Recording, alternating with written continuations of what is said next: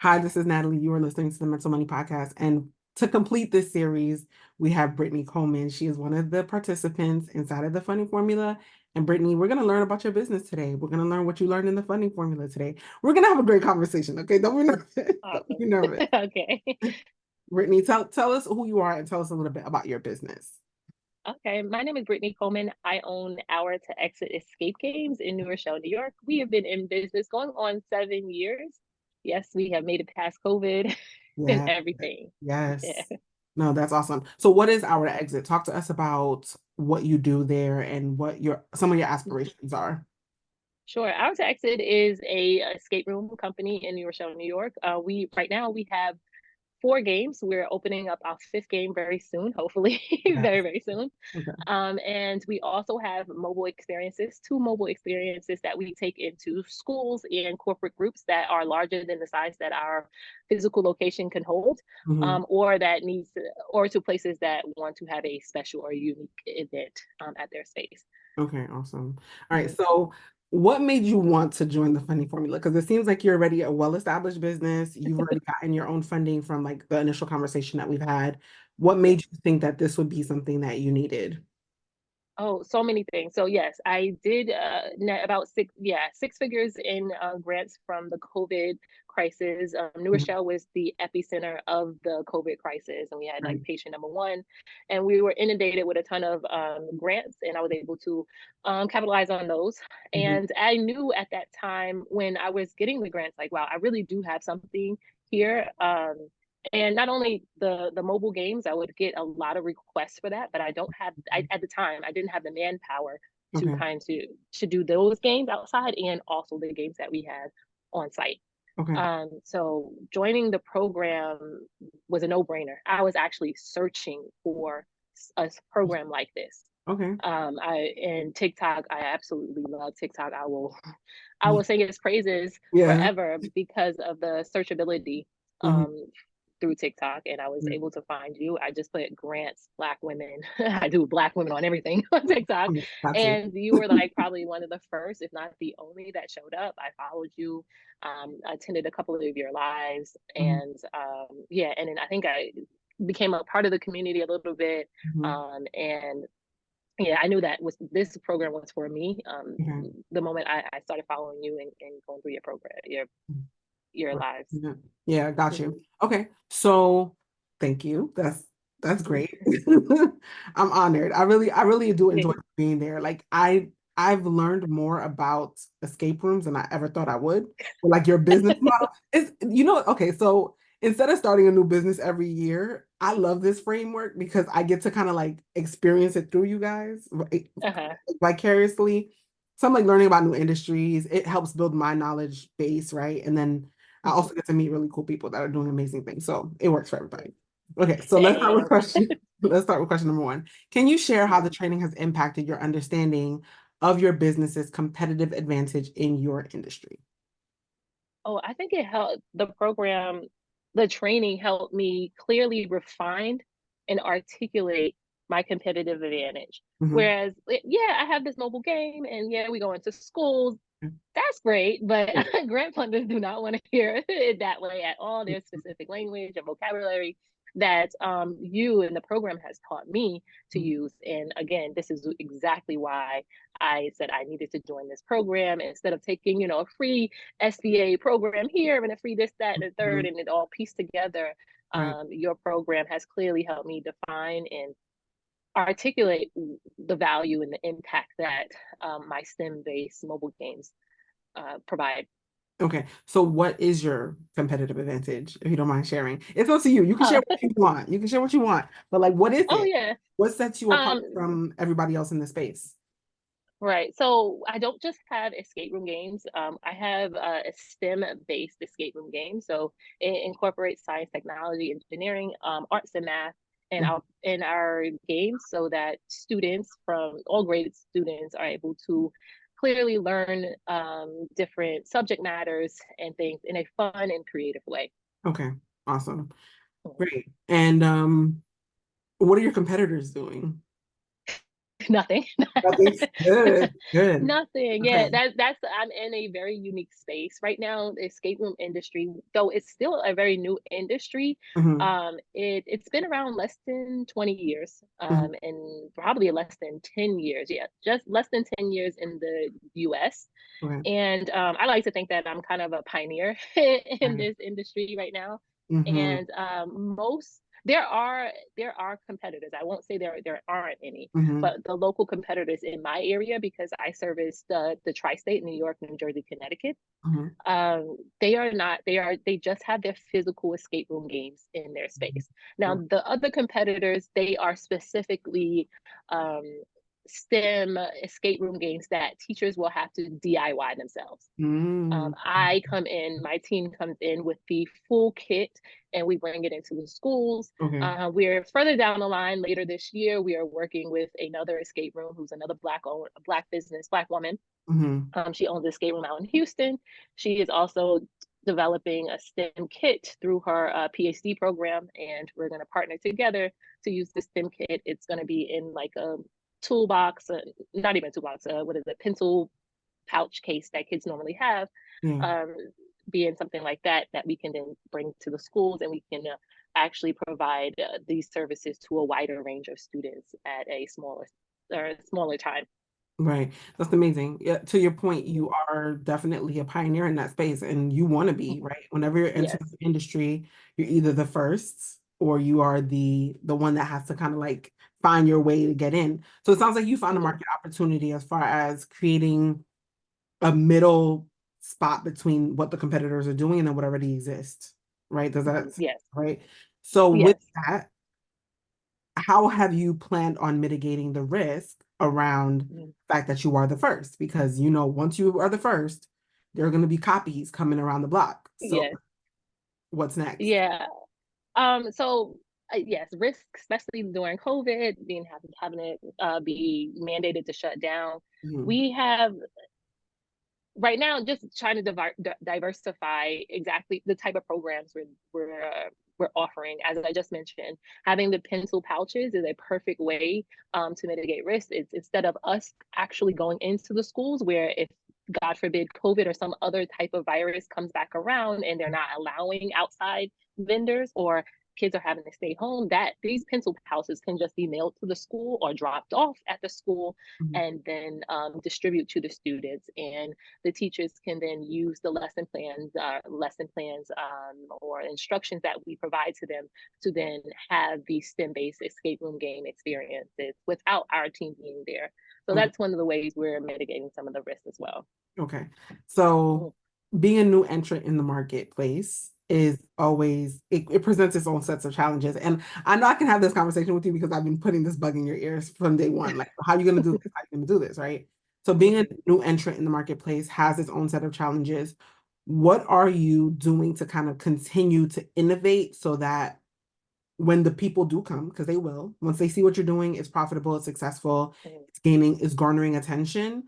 What are you going to do to keep innovating? And you don't have to say exactly what you're going to do, but how, more like how instead of what. Oh, the Yeah. how? Oh man. Well, I think the best way I'm in a really fun space. Hmm. So escape room games, I'm able to actually go to other places and see what they're doing. And I have a huge the community is so small. I have been to the smallest towns in Canada last year, smallest towns in North Dakota, with other escape room owners playing their games, sitting down with them and talking about the different processes and different ways that they build out their games. I think that's Right. the one of the major things. Building out your games takes a ton of time. Yeah. That I think people forget how long it takes. If they think about Sony or any of the video game places, it takes more than a year to develop one video game. So thinking about a small escape room, it takes around the same time to Yeah. do the same. So just going out to other competitors, and I'm saying competitors, these are people who are like next month I'm out to London to play 12 games and to do a lot of things with other owners out there. So just going out and seeing what is available, the new things that the kids are more gravitating towards, Yeah. utilizing that information to better provide for the community that I'm serving. Okay, awesome. Good answer. Mhm, Okay. All right.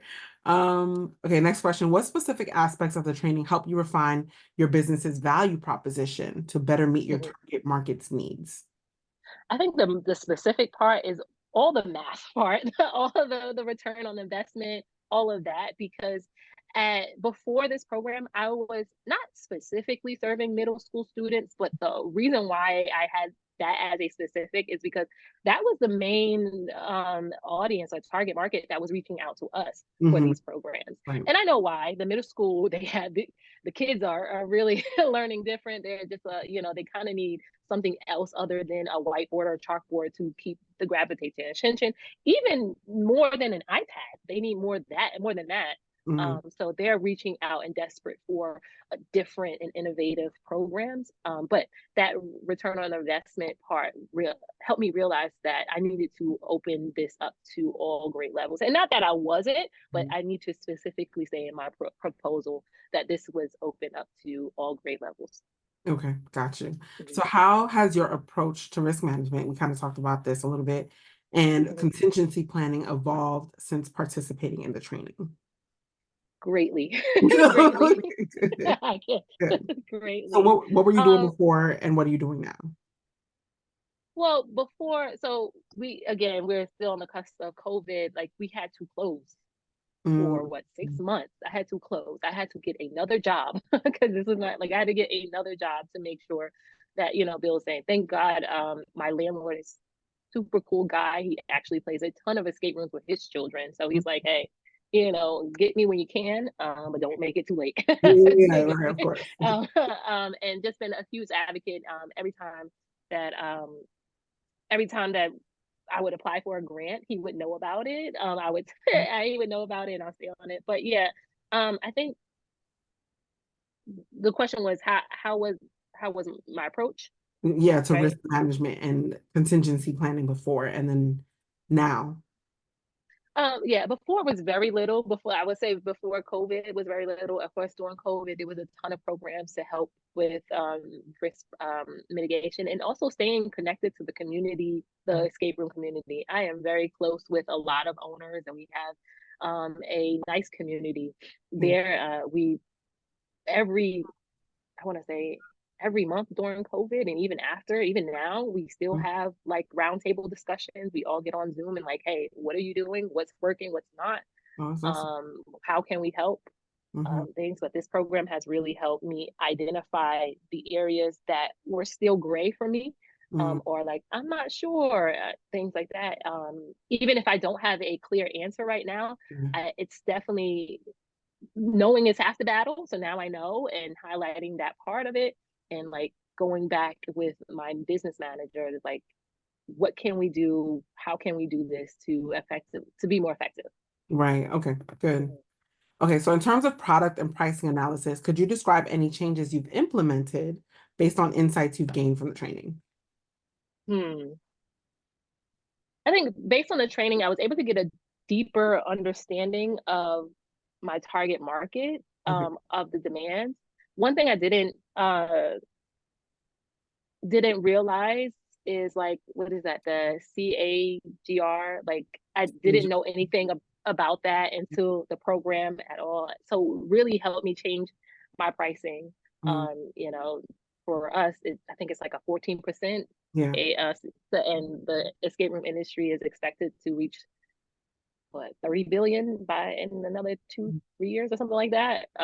So it really helped me think about my pricing now and how what to offer, especially because you have different type levels of schools, tier one, two, and the different tiers, and how to better price my services and what services to offer certain schools, Okay. and yeah, and what they need. Okay. Yeah. Got you. Hmm. Good. Can you provide examples of how the training has influenced your strategic planning, particularly in achieving long-term business goals? Um, hmm.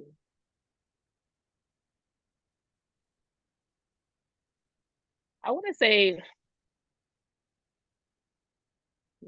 this one I have to think about Okay. because I'm still working through the proposal, and working through making those changes. Right. Um, Yeah. Okay, that's okay. Can you provide examples of how the training has influenced? Oh, that's the right, same question. Reflecting on the training, what were the key takeaways regarding effective budget management and financial planning for your business? Mm. Everything. The budget. The budget. Yeah, that part really something I still need to sit down with, the getting the budget down, because um there are several different ways that we can go about building out these steam-based games. As I mentioned, we have the pencil pouch one, but then there's one that we bring a whole, we bring in a team of people and we could set up the whole room and to be an escape room experience. Right, That one we don't sell as much, but I would love to sell a little bit more now once we have trained staff to do so. right, Um, yeah, but it's a little tricky because it's not like one product. It's more of, we have different tiers of we will have different tiers of these mobile games. In the past, before taking this program, we only had two games, and they were cool, but this program has really required me to step back, look at what we have, and like, does this speak to what the needs of the school, yeah, or does it speak to the needs of the students that will be playing with them? right, And then that changes the budget, because it's like, oh, if it doesn't, we may need to pull back on this and add more of this side of the games. And I realized that even just at the end of last year, we took this game to a group of students, and I realized part of the game is where I've lost all the kids' attention. They are running around doing something else. interesting. And we have the game now. I pulled it back out and I have it in my party room, trying to figure out where, and I've come up with an idea of where we need to pull and add something that is more value and more attention, um, for the student. Does That's that answer interesting. the Yeah, no, question? it does answer the question because so your budget is pretty much based on each game, from what I'm understanding, and all in all, no matter how you restructure it, whether it's like you've seen that the attention's moving away, so you might have to add something that would increase the budget potentially, right? Or change the Hmm. budget in some way, and then still accounting for the fact that you have to make money, you have to be Yes. profitable, right? Yes. Hmm. And understanding when you price that product the way that you do, what the return on that investment is going to be for every Hmm. single element plus the total cost. So yeah, okay, Right. got you. It made perfect sense. Got you. All right. How did the training enhance your skills in identifying and leveraging funding opportunities, such as grants or alternative financing options? So, have you given any thought to anything outside of grants at all?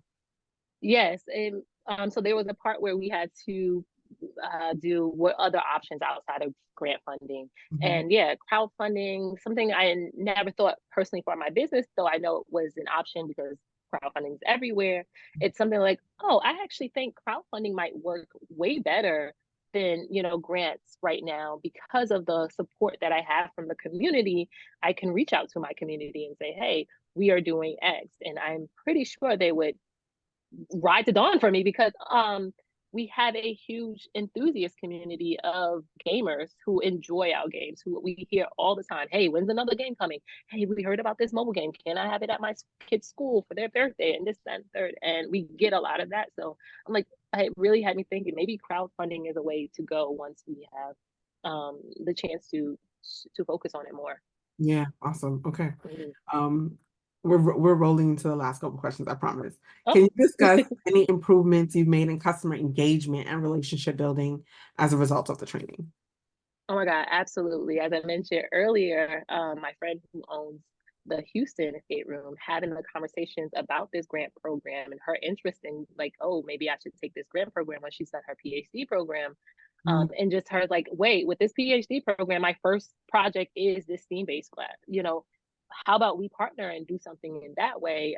And then I have a mentor, a business mentor, who is a popular community person here and owns the toy store in our area, and having conversations with her and telling her what I'm doing in front of this grant program. She's also interested in taking the grant program, or and it's like, just having these conversations, and the training with this training has extremely, it helped my communication Yeah, completely with right. other business owners and other people who may have some good have who may be decision makers in Mhm. areas that in our community. Right. Because now when you're having the conversation with them, you're giving them the supportive information they need to make informed decisions versus just vibes.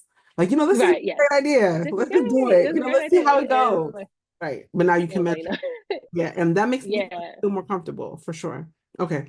And absolutely. Definitely more comfortable over there checkbooks. Like, yeah, you know what it is, whereas it's like, yeah, let's do this. Like, no, I no, wasn't. we'll talk a little bit about the language too, but what's the most Mhm. valuable lesson you learned about market analysis and positioning your business for growth? Just the language, going back to the language and the vocabulary. I think I said that in our interview before, to get into the program. Yeah. That part I didn't know, and that part I'm still learning.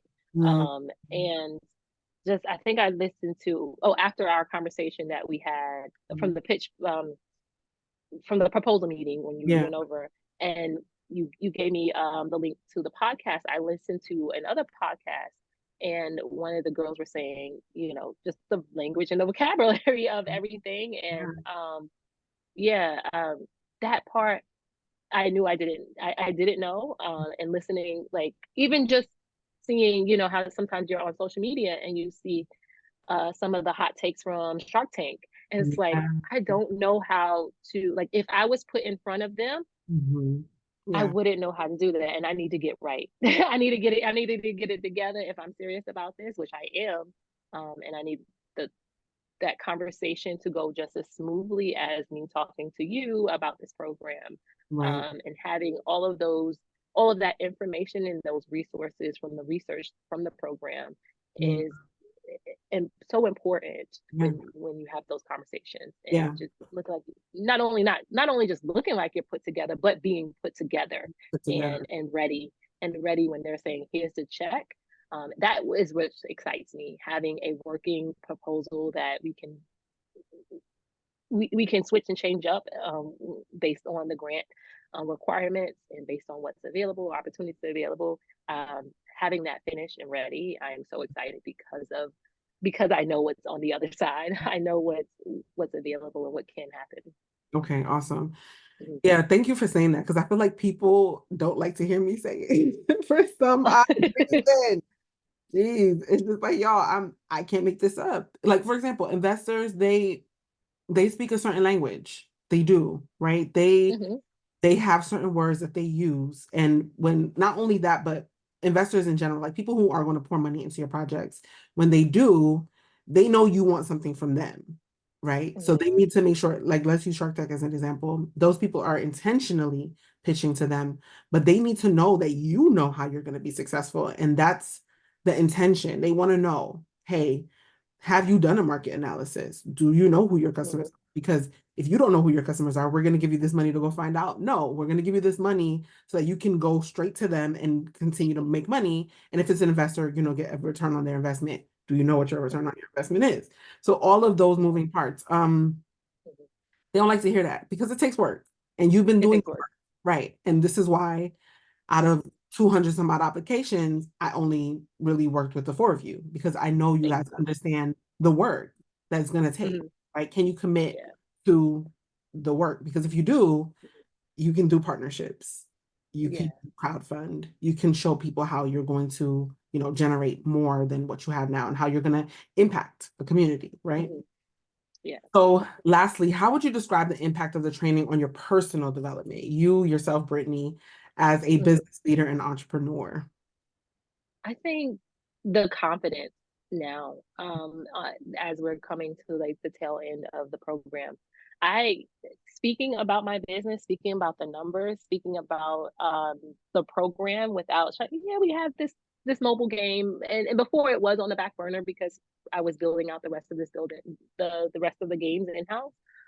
But having that confidence, like, yes, we have this product that service this group of people, and that has this outcome, Mhm. um, is has completely gave me the confidence, again, the confidence that I needed Yeah. when going into these spaces, or just emailing, or picking up the phone, and I constantly get compliments about how prepared and how ready, and how, and even the small things, like there was an application due in town, and just having all of the all of my ducks in a row, Mhm. and being able to email it to them in minutes, Yeah. and not just my proposal, but everything else, just the small things, but the proposal has helped me, even putting all of my business stuff in a document file, storing it all and organizing it, Yeah.